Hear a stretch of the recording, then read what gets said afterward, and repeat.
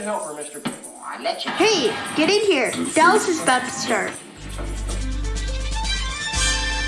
Welcome to the Ewing Barbecue, where we talk about Dallas. My name is Mary. And I'm Sarah. Happy New Year, everybody. This is Josh here, drinking his bourbon. And I'm Melanie. What up?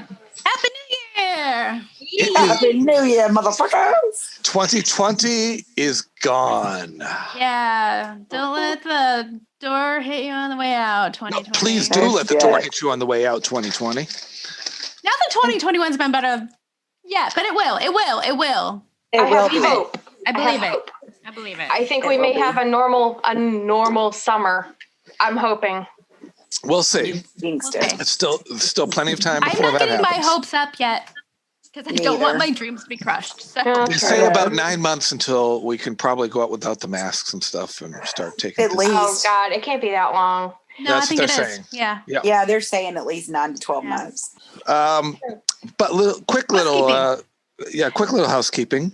The other day, John Riley, who played Roy Ralston on Dallas in 1983, he also played. Oh wow, yeah.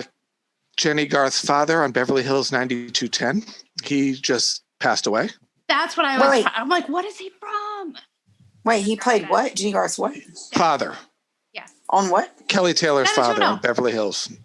Oh! 9210, as I Roy Ralston on 90210. Dallas was like the Merv Griffin Yes. style guy. Yes. Because I remember the season you're talking about, and he tried to ask Sue Ellen if JR was like radical, and she's like, well, he's as conservative as they come. I remember that. Right. It was all part of the. He was on Dallas? Yeah. Yes, he was. He played the TV talk show host. Roy Ralston, he interviewed JR in the 6th DVD season of the show, The Battle for Ewing Oil. About the gas stations and all that stuff. The gas stations and stuff. And JR was spoiler. Maybe. Beep, beep, beep, beep. That guy. But anyway, and He died. not really Dallas related, but we should raise our glasses to the First Lady of America, Miss Betty White, turning 99 on Sunday, January 17th. She's getting 99. That's my grandmother's birthday. She's 99. 99. We cannot. Betty fucking White. Betty fucking White. I love her, but I know she's And 99. y'all, by the way, we're probably not going to record again before then, but on Tuesday is Mary's birthday. Mary's birthday. She's going to be 45. Oh, I am. I'm like officially in my like mid 40s. You don't look it, girl. You do not look it. Yeah, I try to pretend I'm not. And Victoria Here we Principal are. had a birthday at the was it January 3rd? Third. I think. Was she's like 71, I believe, somewhere thereabouts. Yeah. I feel so old. If that's accurate, because nobody really Really knows. She's very secretive about her age for some reason. Well, Everything I ever read since 1950, I know a whole bunch of people said it was 1946, but I don't think it was ever proven. Right. I'm pretty sure it's So we will go with 71 for be until the same age as Scylla then. That's my housekeeping, y'all. And I'm drinking bourbon, as I said. And I just want to actually, was it Mary that brought up the peppermint bark? Yeah. Horchata? I haven't tried it so yet. good. Good. What's your verdict? You like It is like liquid. It is like liquid peppermint stuff. bark peppermint stick I that put you it love in so my much? coffee all through Christmas. Okay, because I saw it in the store like the weekend before you said that, and I was like, I had no idea. I didn't get it. So you just put it in coffee? I put it in my coffee. Yeah. I am going to be putting it in hot chocolate, but I put it in a little bit into the eggnog, and There you go. Sounds good. I might put it into a peppermint shake when I take some of the peppermint stick ice cream and make it into a shake. Put it into Yoo-hoo. Just a capful, just a capful, not really a ton, you know. I'm gonna have a milkshake and get drunk. Adult milkshakes are so good. I love milkshakes. Especially the sloppy ones with all the like stuff dripping off the tops and the sides and it's so good. I love milkshakes. I haven't had Have you one in guys so seen long. the stuffed milkshakes that some ice cream shops are doing? What is a stuffed milkshake? Stuffed? stuffed. Like, I Like don't know have all what makes kinds them. I don't know what exactly makes them stuffed, but you could put like cheesecake and apple pie and brownies. I think it's almost like a float, but not really.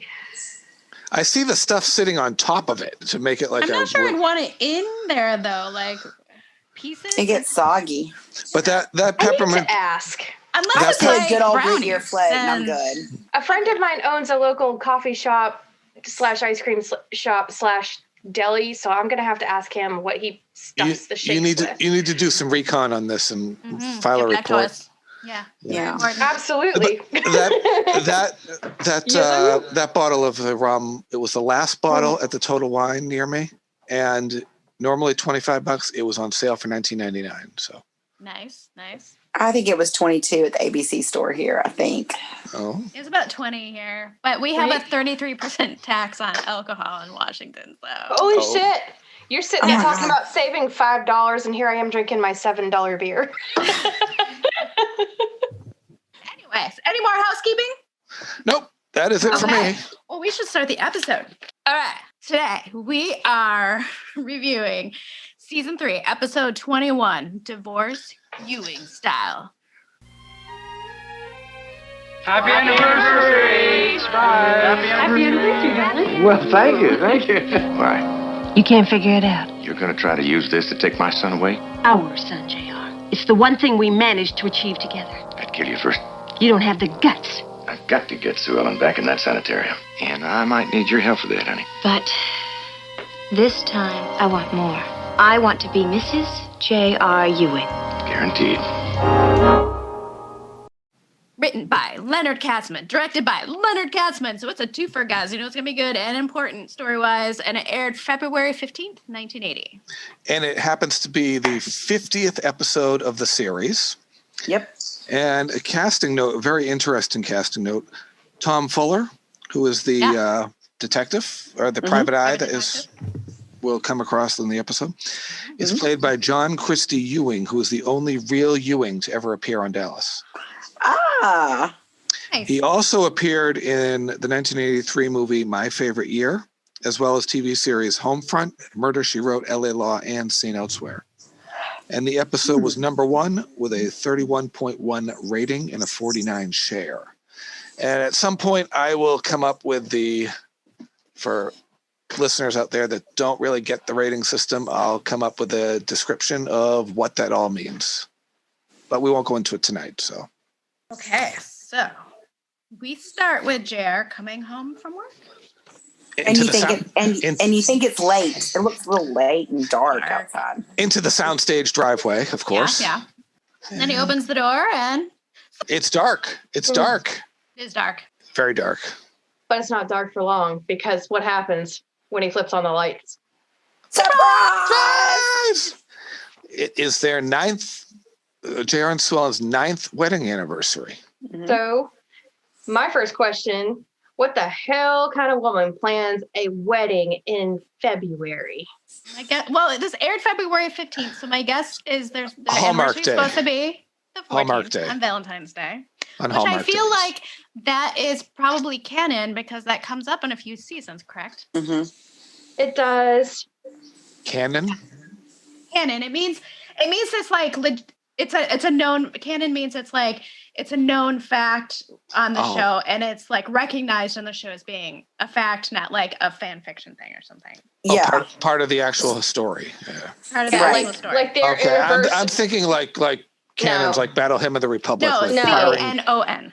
Their anniversary is February 15th. The year is disputed down the road. Right, because that gets a little murky, but Yeah, But if this banner says 9, then it's I obviously can't say 1971? much because I've never planned a wedding, but I don't want to do it in the winter.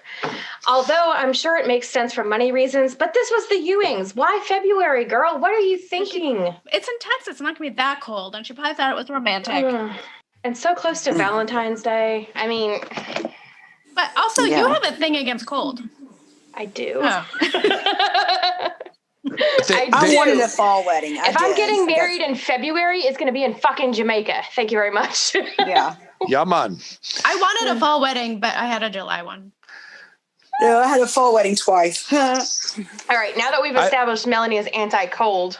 All right, so everyone seems like really excited except for Kristin, who does not seem She excited. is seething, and it is so obvious. I wrote seething too.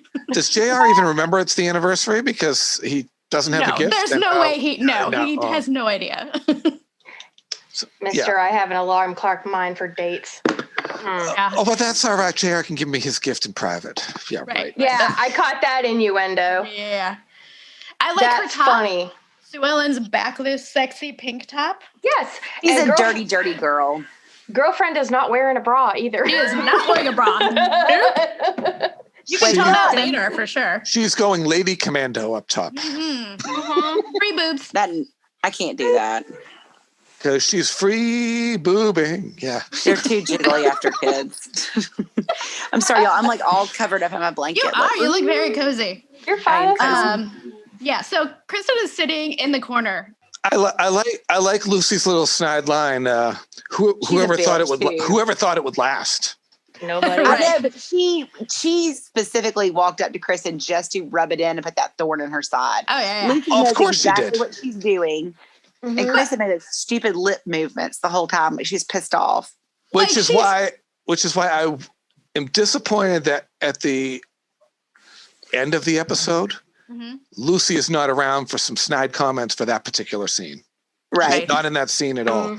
And that was missing to me. And I think she would have come to Sue Ellen's defense then. Probably would. I really think she would have. She would have been like, "Yo, no, he totally had them switched. That's some kind of JR kind of shit." Right. Yeah, I thought that was kind of weird. She wasn't. That's in that probably why either. she wasn't there, because they needed to move the plot forward, and they knew Lucy would call him out. Yeah. But anyways, yeah, go ahead. No, you go, girl. Kristin. Kristin is being so obvious. Like, I was like, holy shit, she's being really obvious about being like mad, and like JR has to walk over and be like, "You're being that's obvious." what I wrote. you He need was to like, at least act like you're You need to having stop. fun. Reel it in. dial it down. Dial it down. People are gonna know. We don't want them to know. Right. Kind of like we didn't want people to know that Sue Ellen was having an affair with Cliff. Right. Exactly. Right. Yeah. And then Sue Ellen, Kristin doesn't know why she's even there, but then Sue Ellen makes her little toast, which is like so funny. It's so good. It's so good. What does she say? I didn't write it down. I wrote it down if you didn't. She says that her sister Kristin will be leaving for California to continue her studies, and may she find a man that will make her as happy as JR has made A man of her own.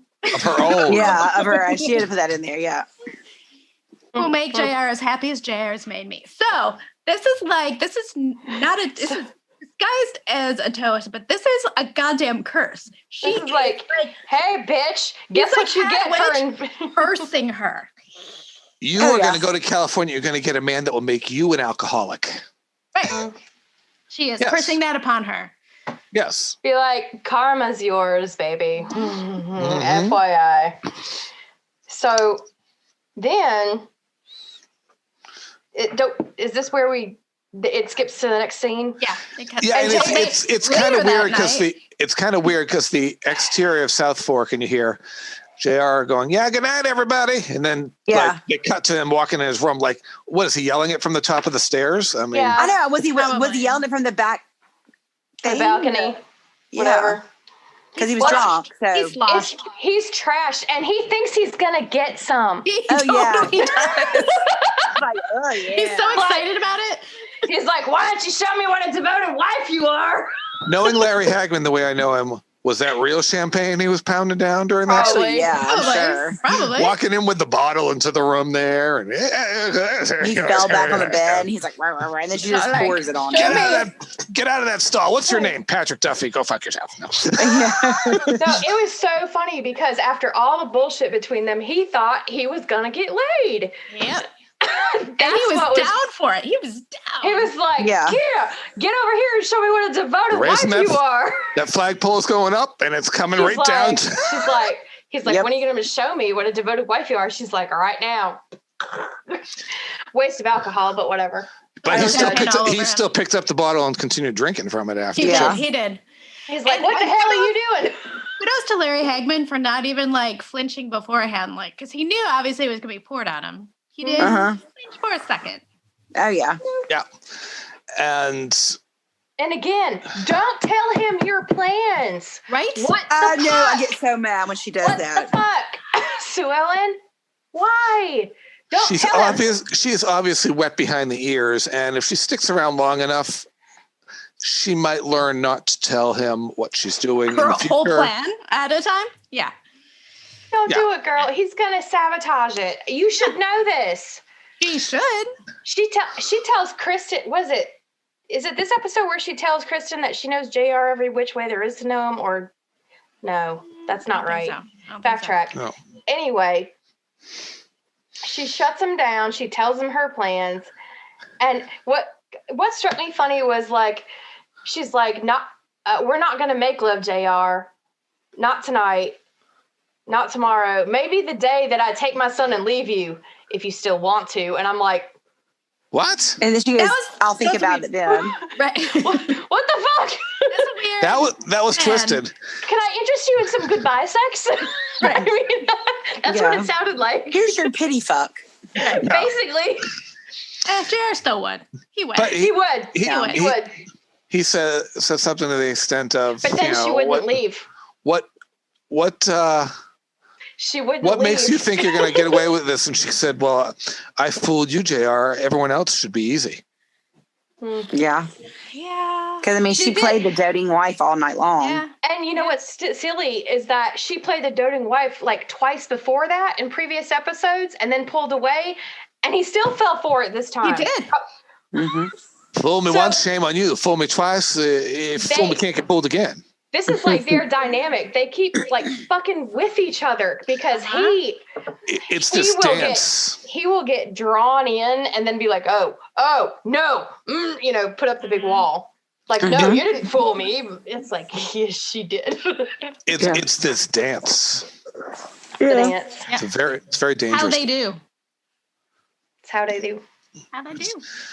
Yeah. And then the next day, JR is hungover as fuck. And he's dodging Kristin's calls. And we learned that the Alka-Seltzer is kept in the little cabinet near Luella's desk, who is back at the office. Yep. Mm-hmm. Thank God. And he's dodging Kristen's calls. Yeah, he is. And It's- girl is like, what time is it? She's already called twice. It's probably like 8 a.m. And Luella's got a nice new haircut there. Yes, for sure. I have a question. I wrote this down and then I scratched it out because when he goes in there and she said Bobby will see in his office, he goes in Bobby's office. Bobby's like, that was some kind of party last night, wasn't it? And I had literally just written down before, were Pam and Bobby even there? Like, I don't even remember. They were there. They were there. Like, did they have any dialogue? No. Not Just really. reaction Okay, I shots. was watching while I was working, but I was just like, I don't even remember seeing them. If you're looking at the screen, to your left on the far side is where Pam was, and Bobby was right behind her. Observant. I just wasn't paying attention. I was like just listening to it as I was working, and then I would look over and watch it, and then I'd come back, and I was like, maybe I just missed it, but I don't even remember hearing their voices or anything. Like they had like no dialogue at the party. No. Like some of the guests that we've never even seen before had more dialogue than they did. So I just thought that was weird, but. Yeah, but and who were all these people? They were just no-name friends that just were. I don't know. I've never randos. seen half of them. There was no Punk Anderson or anything like that. We haven't even seen Punk. We haven't too much, no. I love No, Punk. we haven't at all. Not at all. Yeah, I thought we did one. Maybe not. he's always talked about it. It's like Vera from Cheers Right. Always talked about so far. So Bobby wants to open an old Ewing oil field that's been closed for over 30 years and wants to run the idea by JR, and JR's like, whatever, blah, blah, blah. JR's like, I don't fucking care. Do whatever you want. Why are you doing this? Because you're the president of Ewing Oil, and I'm telling you. And it's like, I'm glad you remember. Yeah. But he was trying to Bobby's show like- JR what you're supposed to do instead of going behind their back like JR does to him all the right. time. He's trying So to be I got above. it, but I He's was trying like, to be above board. yeah, it was a courtesy. It was a courtesy, and I thought it was good. But JR was like, JR was a complete dick about it. Yeah, and he responds by pounding down the Alka-Seltzer and leaving the glass on Bobby's desk as he walks out. That's And because literally he's got a walking out of work. hangover. Be like, clean Minutes your after walking in. clean your shit up. So where does he go? He has blue balls. He needs to go see Serena because he didn't get any last night. True. And I love as he's walking out how she's like, Miss Shepard's on the phone, and he's just like, oh no. He's like, I'm in a meeting. I'm in a meeting. I'm in a meeting. I can't deal with this right now. So he goes to Serena's. Like, I got one crazy Shepherd at home. I can't deal with the other one. And she's 10 times crazier than Sue Ellen. Kristin is getting a little like kind of cray like Glenn Close and Fatal Attraction there. Yes. I half expect to see like a boiled bunny rabbit in the Southfork kitchen or something like that. Yeah. Close. I literally put he goes to see Serena. Cash and carry. Probably to relieve the blue balls. Oh, definitely. And then she brings up like, you're not like my other clients because they're all like wanting me take me away from this. And he's just like, why would anybody want to take you away from this? Like you have it all. He's like, you're fine. And she's like, you probably saved money, Lauren. He was like, no, I'm good. He was so like, here's your money, and shoved it in her coffee or something. And that's what he was just like, that's what he wants. He just wants to have sex. He doesn't want any strings. He doesn't want to have to worry, but he doesn't want to have to look wine and diner. He's just like, he wants a high class escort. Yes. Yeah. And she's like, okay, you always know how to say the right things. She seems kind of like, I don't understand her reaction because she seems like let down or something. And it's she seems disappointed. I'm like, girl. But I think she you know what your job, you know what your business is. This is what happens. Right. And that's why I don't understand her thing, unless she really likes JR, but I don't. And later in the episode, we learned that it's $200 apparently. I wonder how $200, like a half hour, like an hour. I don't know what that was, but that's a lot. But that's a lot for back then. This scene served an hour now. Yeah, this scene did serve a dual purpose because when he left, it showed that he was being followed. Right. Yes. He has a PI on him. Yeah. Most likely. Yeah. And I didn't remember who it was. I thought it was Alan Beam for some reason, but it was not. Kristin, because I didn't remember who it was either. I was like, oh, is that Kristin? I bet it's Kristin. Well, no, speaking of Alan Beam. He's in the next scene. He's in the next scene. He got fired. Harv Smithfield relieved him of his services, and he thinks JR was behind it, which he was. Of course he was. Yeah. Yeah. And he refers to him as Mr. Beam. Yeah. Mr. Beam refuses to like say out loud the relationship, just worrying that he might be recorded. He's like, do you think I bugged your office? He's like, I don't, maybe. Like I would have. So yeah. Maybe. He was like, what are you talking about? Denies. Why would I want to give Cliff Barnes any money? Please. Yeah, JR is really smart. I mean, honestly. No, he is very good. Because I would have been like, fuck you, get out of my office. And I wouldn't even have thought to be like, well, he might be recording. Mm-hmm. That's a good point. Did Alan have a haircut at some point? I don't know. Maybe. Well, he wasn't wearing his stupid chain, I don't think. Not in the scene. Yeah, I didn't think I saw it. Because I would have written it down. JR told him to go back up north where he belonged. And I was like, I'm a little offended by that. Well, he's Southern. And he didn't he keep telling him to go to Chicago or something? Yeah, I wouldn't send him to Chicago if I was going to send him north. God, no. Send him to Vancouver or some iceberg in Canada. Yeah. No. I don't know. Not New York, not Chicago, somewhere else. Yeah. Boston. Like the Arctic? No. I wouldn't even send him. I'd send him, you know what? Send him to like Kansas City. Atlanta, right. Or Vegas, or Phoenix. I don't know, someplace warm. Don't send them to fucking Chicago. Washington State, warm Seattle. Again. Matthew's wearing. Yes. I want to be cold. I want to be cold. Chicago. Hey. Send him to No. Send him to Buffalo. So JR has Luella send a bottle of bourbon and a thank you note to Harv Smithfield's office. Right, yeah. I don't think I get the sense now, since this fell through, Harv is not going to retire immediately. Right. I have a funny feeling he's not going to. Yeah. He could be one of those people that's just addicted to work and works right up to the hearse is banking the curb.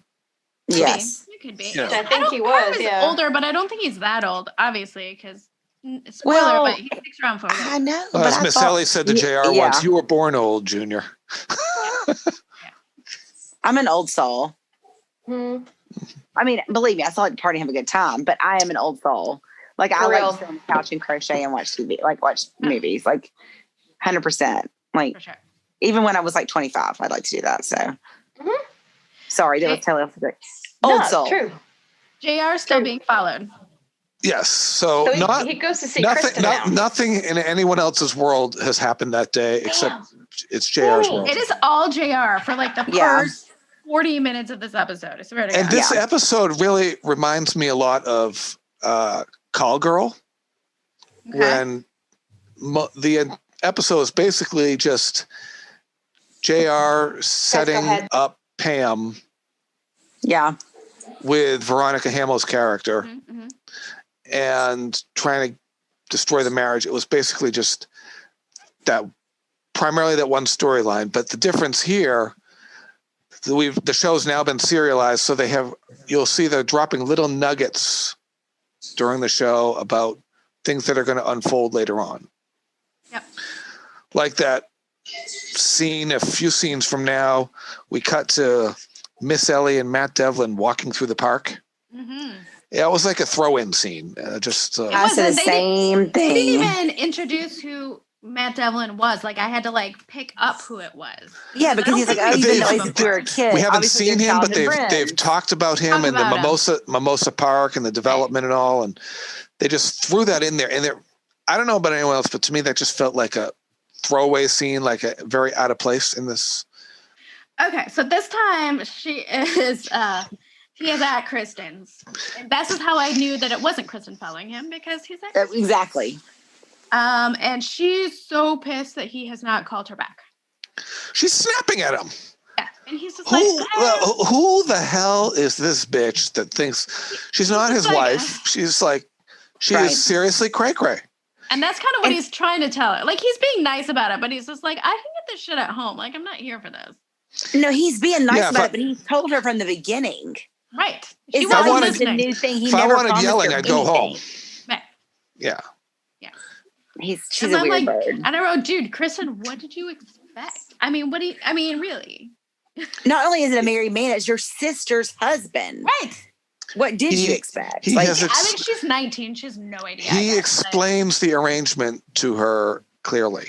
He does. No, yeah, he did. More than once. Yeah. Yes. She's just like, but she didn't want to hear it. And then he leaves and notices he's being followed. Right. Again, right? The second time? Yeah. Okay. But while he's there, they talk about it because she's really mad about being told she's going to California, because she's like, what is this? I don't want to go to California. And he's kind of like, it's not the worst idea in the world. Like, you want to finish your studies. But all the studying I needed to learn, I learned working for him, and stuff. Blah, blah. Yeah. And your penis. And then he blows her up by saying, like, go buy yourself something No, she blows him. I know, he doesn't blow her up. She blows him. Oh. Okay. Anyway, JR notices his tail finally. Yes. Again, so he's like, I notice it now. Like, he's like, I see him. And after that is a very interesting thing. Mm-hmm. He gets up in the morning and he goes to his car, and there is a mobile phone, a rotary phone in the car. A mobile rotary phone. Yeah, I was like, first of all, they could have put some buttons on it. What the? Yeah, I want to know. I don't know. I mean, I think I don't even know if those existed. Did those really even exist? Were they satellite phones? Honestly, was that what they were? Because I know my mom had a bag car phone. They existed in the world of Ewing. Yeah. That plugged into cigarette lighter. Okay, I know that. It was a friggin' rotary phone. Well, but this is a rotary. Like, if it would have been like a push button phone, I would have been a little bit more like able to accept it. And it was like this big, yeah. Right. But I feel like this. Well, I have a feeling for this. I don't know. I have a feeling for this episode. They said, we need a phone in his car. They turned to the props department and said, make something with what you have. Nobody knew what a car phone looked like, probably, because nobody had one. But So they're nobody like, would just put a make fucking a car rotary phone. dial in there. I know. But people accepted it because nobody had one. And everyone, like my family just probably thought like, this is what rich people have, you know? No one knew, Yeah. you know? Yeah. Whoa. Okay. So get this. Let's Google this. The first car telephones, 1946. What? They've been using it on an experimental basis before World War II with the mobile radios, What you talking about, emergency Willis? radio telephone service, blah, blah, blah. AT&T, baby. Was it a string with cans on it? Basically, but no. And you haven't. I have one of those right here. No. They based it on VHF FM police radio equipment. So Okay, not a that rotary makes sense. phone. That makes, but not a rotary phone. Go to the 80s. Okay. Because that was 81. This was 80. 80. Just 80. turned 80. I mean, we didn't have a car phone. Not He till definitely did not have a car phone. we had a Ladies and gentlemen, we're car checking phone. with And our if I used it, it was like $3 a minute. No, they might have been rotary phones back in the day because look at the damn. I'm going to send this to you guys. Look at the damn transmitters. Okay. Whoops. Yeah. Oh. That's like the picture I saw of this giant machine thing being wheeled into a building, and it was from like the early days, and it said, "This is the 5 megabyte computer being wheeled into an office." Right. Yeah. Right. I mean, it's The possible. Motorola Deluxe. Okay, so the first car phone, the first cell phone was the Motorola. That's what I had. Bag phone Motorola. Wow, that's crazy. But again, I was not allowed to use it unless emergency because it was like $3 a minute to pick it up Ooh, and push a button. one of the first car phones on TV was on Peter Gunn. Peter Gunn. February 15th, 1960 episode, which aired 20 years before this one, baby. Wow. Yeah. Okay, I'll send you the so link. if anybody that's listening and you have a comment on this, please let us know because Yeah, if you know anything. we were like Send us in pictures. in 80, Send us I was pictures 2 of years old mobile phones. Yeah. Was your family rich and you had a car phone in 1980? Yeah, Send us a picture. I mean, in I 80, remember. I was 2 years old. So somebody that was born maybe like in 1960. I could ask my parents, but we weren't rich either. Okay. What's next? Oh yeah, Jr. Oh, calls him McSween. Yeah. And I was so excited. I Harry love McSwain. McSwain. You've helped me a lot in the past. I'm going. You've helped him a couple of times. You're just kind of an establishing character here, but Harry is around for many years. Right. I He love is him. JR's The beginning of a beautiful henchman. relationship. Jr. calls him McSween, and then we go to Miss Ellie and Matt Devlin with this throwaway scene in the park. Right. Another But throwaway thing. it's Ugh. Well, I she, mean, look, it's I don't out know. of place, but well, she reiterates again that. Well, he said something about. She's like, "Oh, you're going to destroy the scenery," and he's like, "Well, what about all those oil wells that Jock?" And she's like, "Well, my father hated oilmen for that reason." That's where she goes back to the land. and it implies that they've known each other for a long time, her and Matt, because back when she was a girl and blah blah blah. It's a weird stance. I'm not sure because I guess I don't know enough background, but it's like Miss Ellie's like, we need beautiful parks. And he's like, yeah, but poor people need a place to live. And she's like, but we need But they parks. also need to go play. Yeah. Right, so I don't know where I stand with Miss Ellie or No, not. There's a no, million Mary, they parks. weren't poor, really, were they? They were actually kind of. That wasn't really low-income housing, was it? They called him know. underfunded or something. Or The way he talks Oh. about it is it sounds like low income housing. So It did sound that's. I don't know. But But then look- it sounds like he's hitting on her. And she kind of acts like he's hitting on her. And he convinces her to go to lunch, which must have been a weird lunch. Right. Because she seems all like, I don't It's like, know. fine, you're buying it, and I'm ordering the most expensive thing on the menu. And don't tell your Yeah. husband that we were out to lunch. I'm awake. I'm listening. I swear. I'm just so comfy and I'm warm. Okay, so we had I'm that listening, throwaway I swear scene, I and am. then we cut to JR and McSween in the office. Yeah. Setting up the sting operation Oh, and guess what? because Cliff What? has joined the DA's office. I know. He's like, I haven't heard that. See, that's a little nugget.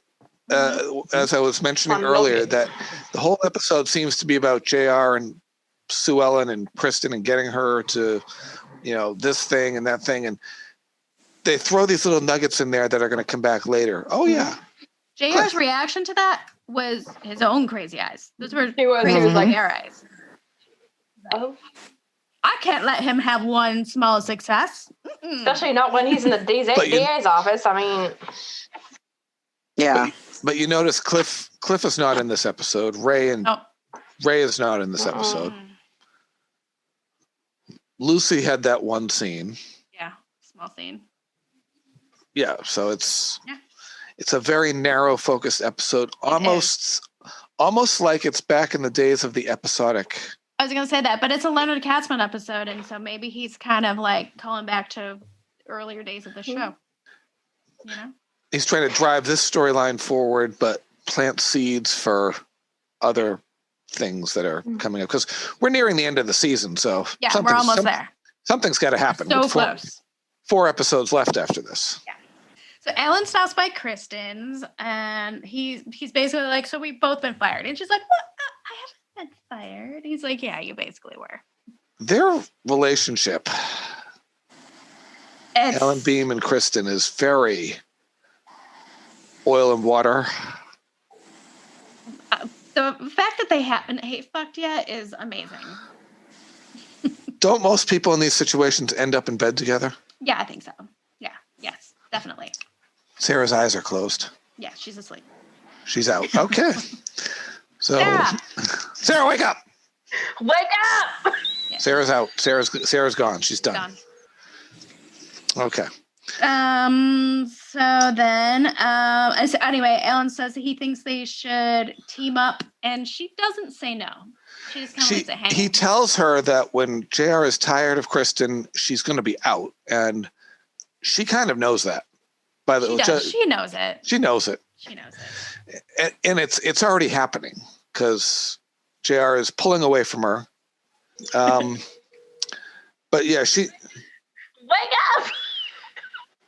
But Kristin will only get together on this for profits. Sorry.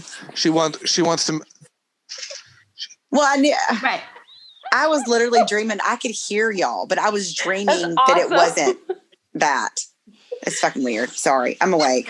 Right. So Kristin says that if she teamed up with Alan, she'd have to make a profit of some sort, because now she's in it for the money at this point. Mm-hmm. And Alan, he had records. Alan's like, this makes me like you more, basically. He's kept records, and he knows Kristin's kept records. File. Right. No, this is a beamskin rug file. It's probably in a fur coated. They hate each other so much. I don't know how they would even come to the conclusion to ask each other. Because the enemy of your enemy is your friend. And there's also a lot of sexual tension there. It really is. I think so too. Totally there. And she even said, if I do this, there will be only business. Right. And he's like, okay, I guess. And as that comes up in Cobra Kai, but the enemy of your enemy is your friend. Right. So. Very true. So JR is basically paying Serena to talk. And she reminds him, we could have done this over the phone. He's like, He's only there. Well, he's only sitting there waiting for McSween and his people to get into place. PI. That's all he's doing. And right. I'm really surprised. But she doesn't I'm really know surprised that. he didn't tell her, because I mean, who's she gonna tell? Right. Yeah. Yeah. But he doesn't know he doesn't trust anybody. He's paranoid. Right. You got to keep it close to the vest. The fewer people that know, the less likely there is to be a leak. Right. And so he's, they're just, shooting the crap. And finally, JR goes and leaves and busted. It's Tom Fuller, PI. Tomfoolery. Played by the only Ewing to ever appear on the show. Mm-hmm. So that was his real last name. Yes. And then we find out that he's working for Sue Ellen, and JR is so mad. He's like, I can't believe you would do the thing I would do. Yeah, he walks in and slams the door, and I'm like, you have no room to talk. None. Yeah, and she says it's payback for now. How do you feel knowing that somebody's watching you after all the times you've had people watching me? And he says my son, and she says our son, and JR calls him Little John again. He does, yeah. Yes. And then Sue Ellen tells him like her entire plan. Yeah. Again. Girl, stop. And you know what's funny? He's like, she's like, I'm gonna, take my baby and get a divorce and all this other shit. And she's like, you'll never see him. Well, I don't know. And he's like, I'll kill you first. And she goes, right. She's like, basically, you don't have the balls. Right. Yeah. That was I double dog dare you. I triple dog dare you. Stick your tongue on that pole, JR. I mean, go ahead. The fact that first of all, I know it's JR, but the fact that any man says anything like that to a woman, let alone the wife and the mother of his child. He's said so many worse things, honestly, though. He's really coming off as a very bad person. But I kind of like where she's basically like, you don't have it in you. You couldn't do it. You probably sent somebody else to do it, But the thing is he's like, I will kill you before I let you take away my kid. But like, that's reality for like, women leaving abusive relationships. Like that's He's come a long way from referring to him, referring to the kid as that bastard you're carrying before he knew he was the father. Right. Well, because now he knows. Now he knows. It's like all he cares about. It's his property. Right. Everything is his property. Right. You good, Sarah? So he goes to his mistress to complain about his wife having an affair, basically. Yeah. That is just rich, honestly. Listening to him bitch while Sue Ellen ran around on me, I'm like, what the fuck are you doing in there with her sister? You can't, this is not something you can complain about. Especially. What do you think he's doing in there with her sister?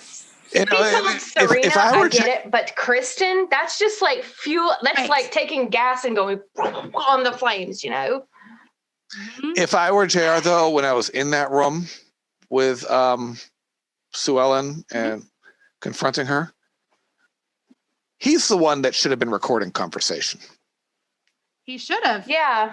He could have recorded and her whole plan would have been on tape. But he would have had to get that in. I think he was too fired up. And back in the day, you couldn't just have it in your pocket. Like the recording device would be like a big old thing that you'd have to hide in somewhere. the rotary phone. Or in the Gonna unscrew the rotary phone and put the bug in there. Screw it back on.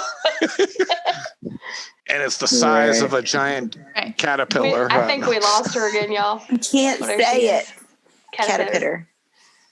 Well, no, and that's just the thing. Sue Ellen, shut up. Stop talking. Stop telling him what you're going to do. Not good.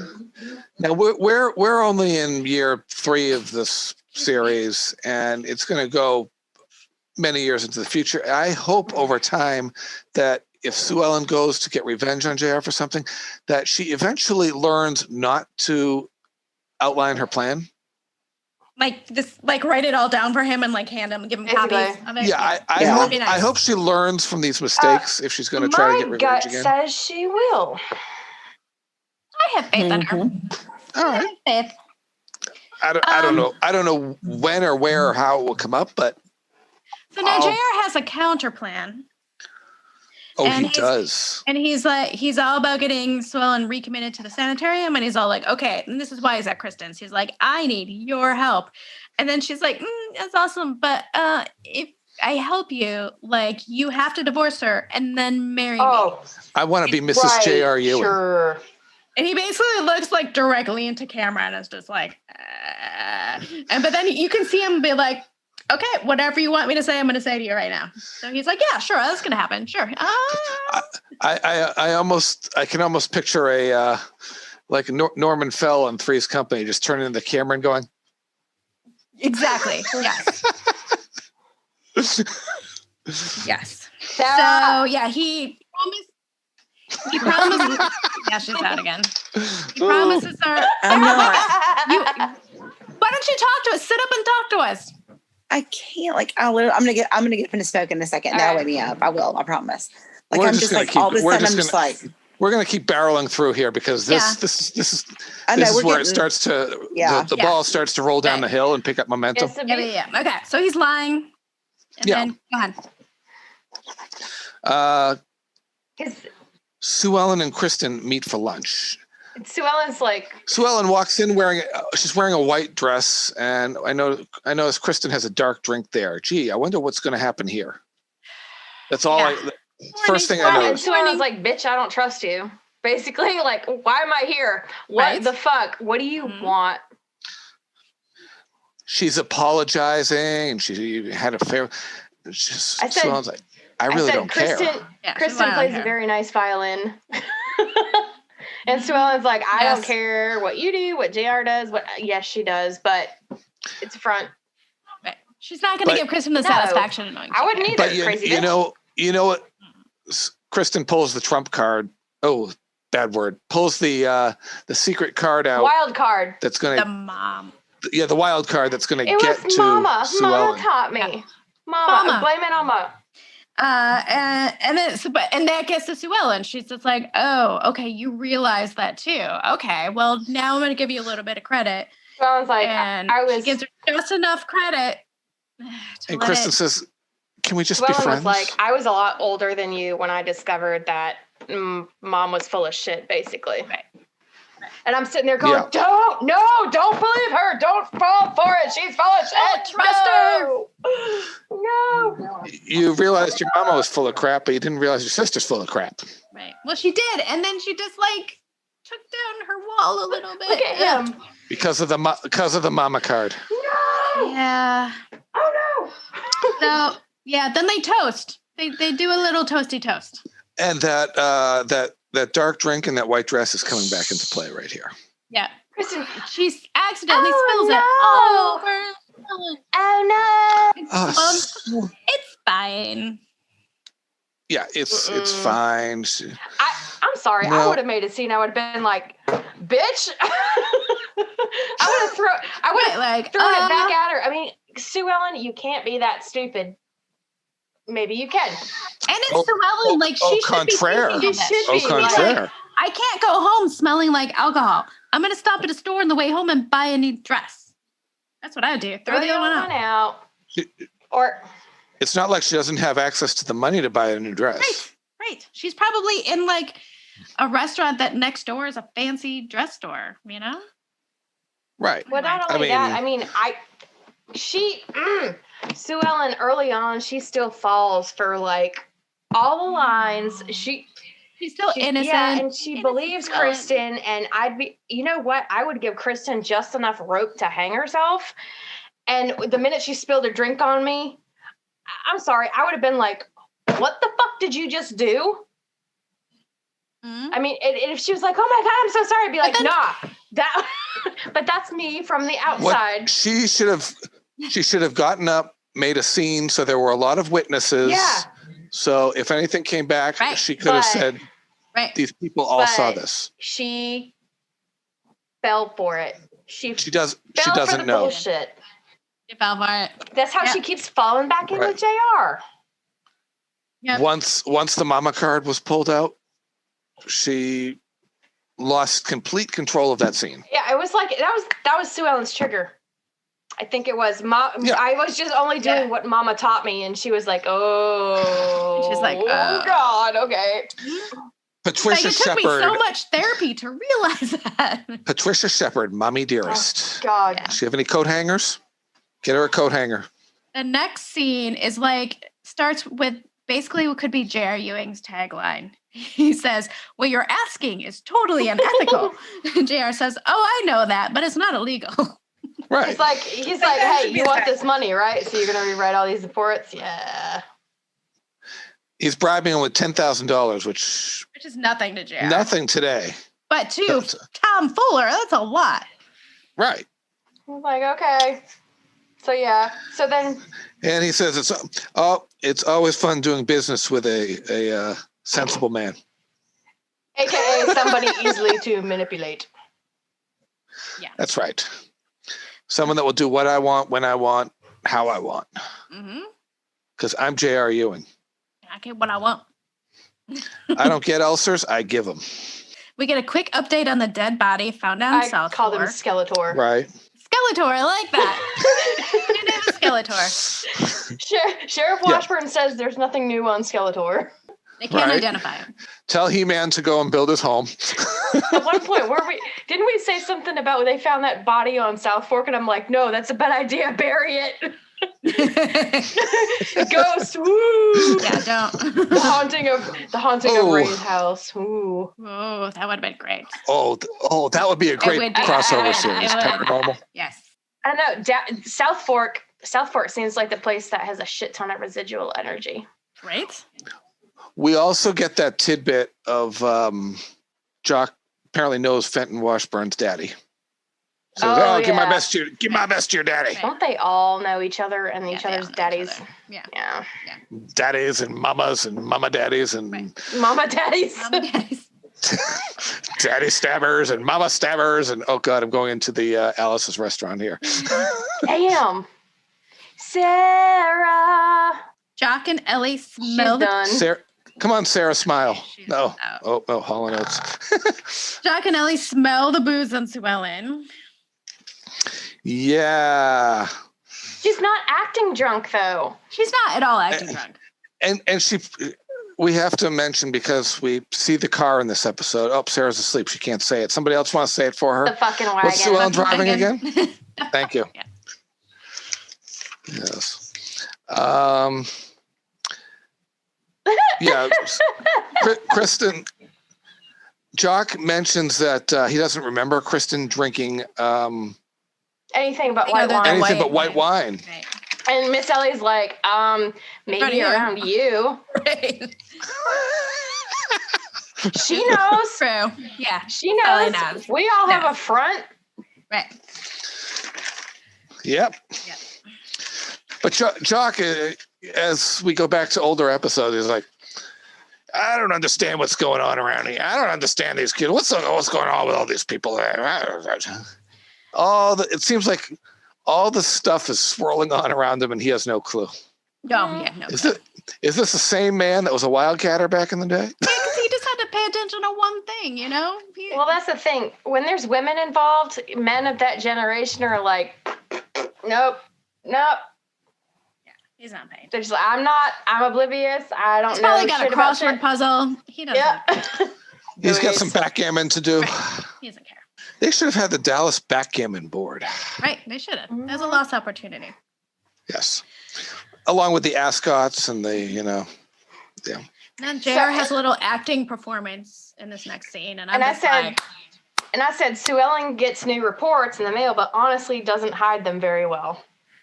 No. Under her jewelry? I mean, come on. You got to hide them somewhere where he wouldn't think to look, which I don't really know where that is. The diaper drawer. The diaper drawer. Or in the bathroom with her maxi pads and tampons. Right, underneath. That's where you hide that shit. JR Ewing is not looking there. Yeah. No. Right. Never. You could still go with the diaper drawer because has he ever changed a diaper? Not once. No. And did they give Mrs. Reeves a farewell party? She's just gone. She's just gone. Farewell. We'll see you later, Mrs. Reeves. I mean, I think they had like a babysitter / housekeeper on retainer, but for the most part, Sue Ellen's taken over. That's true. Yeah. And I mean, Miss Ellie's there too, so they don't really need a nanny. Right. And you notice at the end of when she finishes putting the stuff in the hiding the reports, they have that very well placed shot of their wedding picture. Yeah, I did notice that. And I remember when I saw that picture, I was like, that picture is very 1978. It's not very 1970, 71. Very much so, yeah. I feel like younger Sue Ellen would have had longer hair, and maybe the dress wouldn't have been so matronly looking. No. Maybe a little more bohemian, maybe? Way more bohemian, yeah. Yeah. Right. It probably like more Southern Belle bohemian, but still a little bit of that in there, Even in February, I feel like she maybe would have had gloves up to here, but a strapless dress and a veil. See that? And remember, she had been Miss Texas just 4 years before she got married. Right. Yeah. So she would have, different look. Yeah. So JR plans a whole ruse of Kristin being at the office and... No, he tells Jock and Ellie about the bottle of wine in the bedroom. Right. Oh, right. Yeah, sorry, that too. Well, that's his performance I was talking about, where he's so concerned and he's just... Oh. I said, what a piece of shit in a lying sack. But Mama, Daddy, just keep an eye on Sue Ellen, but don't tell anybody about this because I don't want anyone to get concerned. You know, just play it very low key, but keep an eye on her because we all care about her. Whatever, JR. A performance. Oh, and then he continues it because then we go. Kristin talks to Jock at the office, right? Yeah, Jock and JR are leaving Southfork, but JR has to go back in to get something, and he calls Kristin, tells her to go to the office. Yeah. He was basically like, you know what to do. This is her chance to shine. And I like this line. Kristin goes to wait with Jock as she's, quote unquote, waiting for JR, but that's a load of crap. Mm-hmm. Connie says, well, I'll believe Kristin's leaving for California when the plane takes off. She hates Kristin so much, and I love it. I'm here for every second of it. And she plays that violin for Jock again, too. Well, did she get home okay? And Jock buys it, hook, line, and sinker, like, completely. I'm like, Jock, you've gotten soft in your old age, okay? A manipulative bitch. Oh, my God. Jock has gotten soft in his old age. He wouldn't have... Right. Younger Jock wouldn't have believed this, but then again, all Kristin would have had to do was flash her titties at him. And he's a sucker for a young, pretty lady. He is. He just buys it. Like Lucy, same thing. He just buys whatever she sells. You know, he bought a lot of Sue Ellen's blah, blah, too, until... That's true. Until she had the baby, until she was drinking. Right. Like when she'd be like, oh, everything's just fine, Miss Ellie. Everything's just fine, Jock. He'd be like, okay, you know. And playing that Jackie Kennedy. Yes. He buys the like young innocent girl thing. Very well. Mm-hmm. Yeah. But you see how this whole episode is just, other than that throwaway scene with Matt Devlin, it's just basically straightforward with this whole storyline. And now it's all these dominoes falling against Sue Ellen and this plan and framing her, and it's making me really uncomfortable. I don't like it. Yeah, it's just terrible. It's awful. The family is waiting for her to get home from a DOA meeting, but why wasn't Miss Ellie at the DOA meeting? Isn't she part of the DOA too? Right. They could have carpooled. They could have. Yes. And then, see, that's a monkey wrench or I don't know if it's necessarily a monkey wrench or a writing flaw, but usually Miss Ellie and Sue Ellen ride together to these things. And if the police had gone to pull her over and Miss Ellie had been in the car. Right. They would have just put Miss Ellie behind the wheel. They'd like drive her home. Is it the same day as her meeting with Matt Devlin though? It's not the same day? Okay. Like the next one. Okay. But basically, yeah, JR calls the cops and has them pull Sue Ellen over on suspicion of drunk driving, and she's not drunk.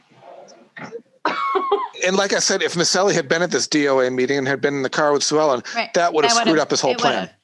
JR wouldn't have sent the cops after her that way. Right.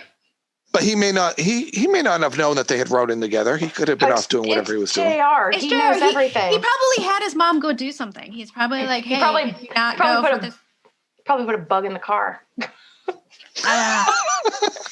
if I was Sue Ellen, though, in that situation, I would have demanded a breathalyzer. Mm-hmm. She knows that she's not been drinking. She should have demanded it. No, you're right, Sue Ellen. Then, like, okay, do you want the blood, breath, or urine? I got all three. No sobriety test was administered because she was a Ewing. Right, but if she got pulled over for that, she could have demanded one. She could have been like, give me one. That's true. Give me, if you're accusing me of this, prove it. Like, give me a breathalyzer and get my fucking husband on the phone. Right. Because I will light his ass up. No, I would have been like, you motherfucker. I mean, shit you couldn't say on TV in 1980, but basically like, you could have said it on the TNT series. Get me out of this place, you son of a bitch. I know what you did. Yep. And it's Bobby who brings Sue Ellen home while JR, quote unquote, stays behind. He doesn't, he stays behind at Kristen's house. So. Right. And then no one believes her. And like, I get it. I get why they don't, but it still sucks because she's not lying. She's like, I haven't had a drink since the baby was born. Hey. What the hell? I've been sober like 9 months now. Right. Damned if you 7 do. months, almost a year. Damned if you don't. Damned if you do, but damned if you fine. don't. Nobody believes me. Okay, then. Fuck you. Then why don't I just pull out the damn bottle and start drinking in front of y'all? I might as well. I'd be like, you know what? You want to see somebody get drunk? I'm going to get fucking drunk. Okay? I'm going to get plastered right here. I'm not and then I'm going to go. breastfeeding. The baby's on the bottle. No pump and dump. Woo! And then I'm going to go out and Lady Godiva ride around naked on the ranch in a horse and throw myself in the pool. That might go against her plans to try to keep the baby, though.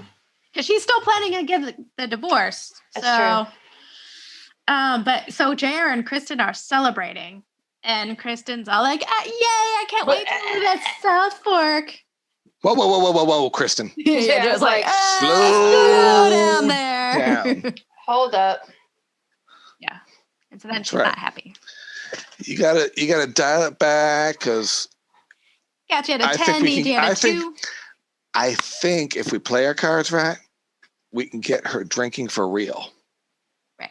Which is horrible. That's horrible. Because she's close. Jairus, he's a naughty boy. Yeah, it's not cool, man. He's abusive. And what do you have to say to him? Abusive. Let's hear it, Mary. Fuck you, JR. He's a gaslighting, narcissistic, abusive asshole. Yep. Yes, he is. And Sue Ellen Say is that 10 venting times to fast. her therapist about the whole thing. Mm-hmm. And Dr. Ellie isn't sure he believes her either, which sucks. And she knows she fucked up. Right. She Right. knows. And she starts off by saying, well, all your work is going to come undone and then you're going to lose your fee. That's all you really care about. Ugh. That's JR talking right there. Right. Yeah.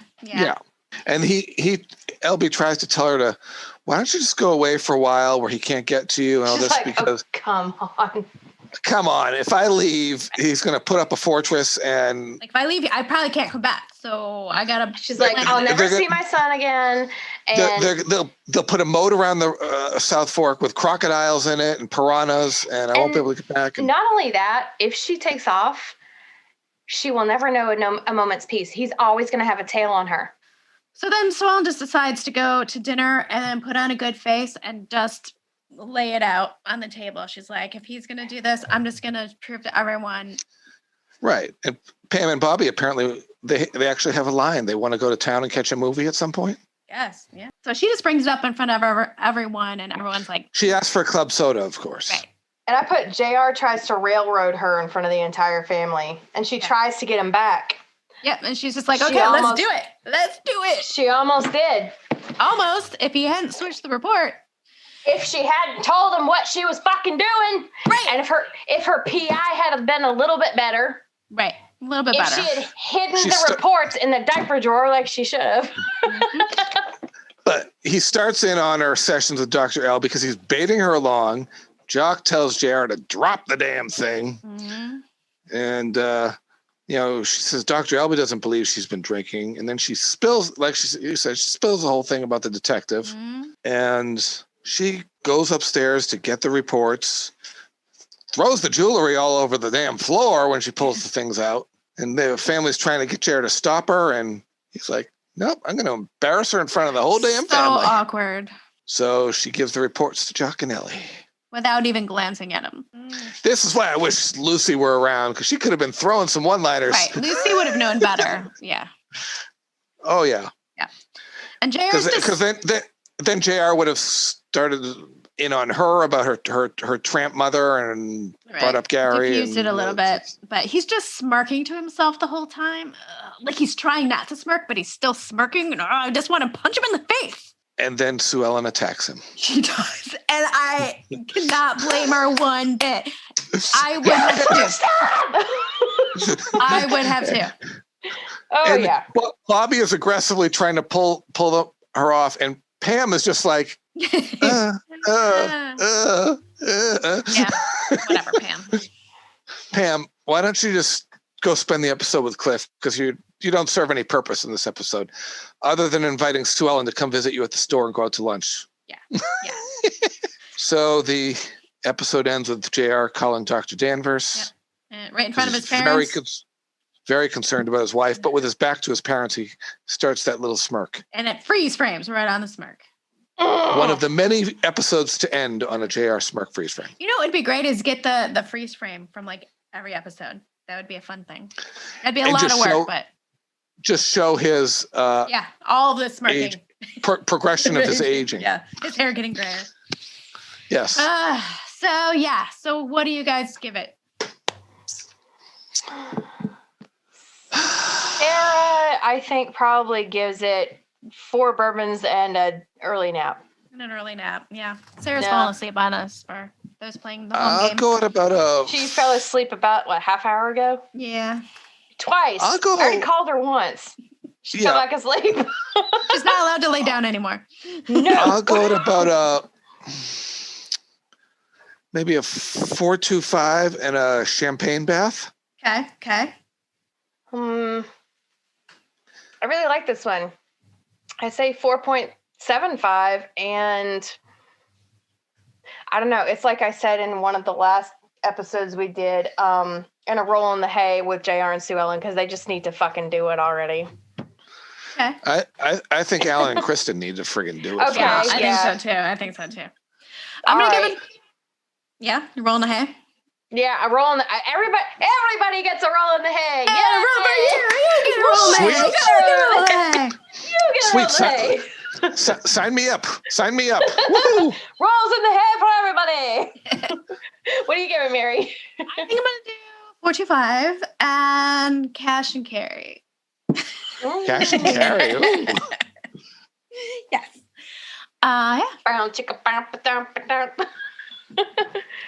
Awesome. So, thank you guys for joining us this week. I felt like I was next gonna week. Yeah, next week. Most of us. Next week. Next episode. Next time, because I have a feeling we're probably not going to record next week because it's going to be. I have a feeling it's going to be a big week next week. A very busy week next week with things going on. Part of the reason we didn't record last week because the world was ending. Right. Today is January 14th. So next week is the inauguration. So I have a feeling it could be a busy week. So there's a chance we may not record. And it's also your birthday. It's also my birthday. Yeah. Mm-hmm. And if you are not on our Facebook group, I just want to invite you to our Facebook group, the Ewing Barbecue Facebook group, because we posted a whole episode that we haven't released on the air, which is a lot of just behind the scenes stuff.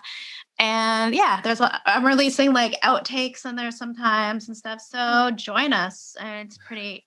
And I do want to give a shout out to. Not sure if he's listening yet, but he did follow us on the page. Is Mario de la Casa? Yeah. And he's done JR belt buckle. He did the paintings at Southfork. Yeah, that's cool. Of the actors, and he is now working on a JR bracelet, which is a replica of the style of his watch. Yeah, that's cool. Wow. Which you can have signed by Josh Henderson and Charlene Tilton. I just want Josh Henderson. I don't care about his signature. I'm just kidding. And for collectors who like reproductions like that, that's really cool. That's neat. Yeah, and he does it very well. And I just wanted to give him a quick shout out. He had a birthday recently on January 7th. Turned 56. So happy birthday to Mario. And next time we have Jock's Trial Part 1. So we're steamrolling towards the end of the season here. Yeah, we are. It's about Skeletor, isn't it? Skeletor. I am not nice. I'm sorry. Yes. All the Skeletor stuff. Oh boy. Awesome. Well, thank you. Please join us next week, and please, drop us a line. I have seen we've gotten a lot of likes and group ads from our podcast. A lot of people have been putting that to join our group. Where'd you hear about us? The podcast. I'm like, that's so cool. I know. I'm really excited about that. write some things about the episode. Send us your ideas, your thoughts about upcoming ones we're going to record. And, what would you like to see for merchandise, people? Yeah, what would you like for merchandise? So, okay. Yeah, let's so do our thanks for wrap. joining us. I'll see you next time. Bye. Thank you, Sarah. Bye, y'all. Y'all come back now. Night.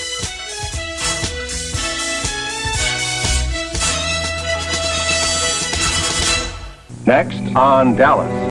We both know what's been happening to us. I've been falling in love with you. And you've been falling in love with me.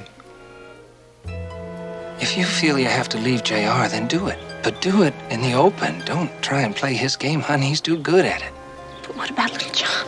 That's a choice you may have to make. This is Cliff Barnes, Dallas DA's office. What's up? I want to talk to you about the homicide on Southfork. I have to arrest you in connection with the murder of one Hutchinson McKinney.